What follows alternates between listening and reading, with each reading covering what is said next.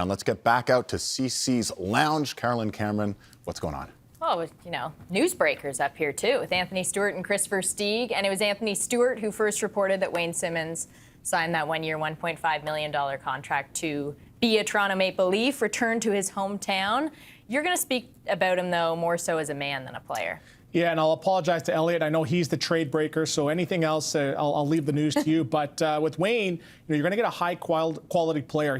Not just what he brings on the ice, but what he brings off the ice. He's very charitable. Here's him doing a camp with myself, Rafi Torres, and my brother in Mexico. And a quick story with that, he actually was at the NHL Awards. He told me 2 days before he's not coming. I'm like, you better get on the plane. You're coming. And he came. So that just shows how much he cares about the kids.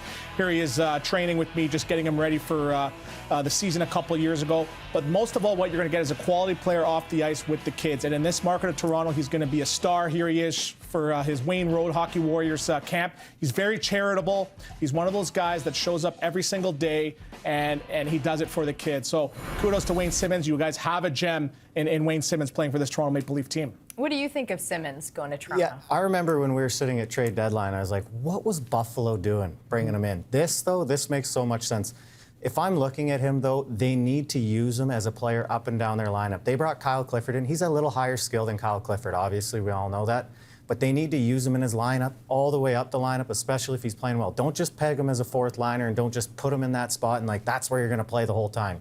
Use him effectively and use him wise, and then it'll be a good sign. And quickly, Carolyn, let's not forget he was, in the top 10 in power play goals in the National Hockey League for a bunch of years in a row. So he's one of those guys. He's not just a fourth line guy going up and down. He can put in goals and he can really produce for this Leaf team.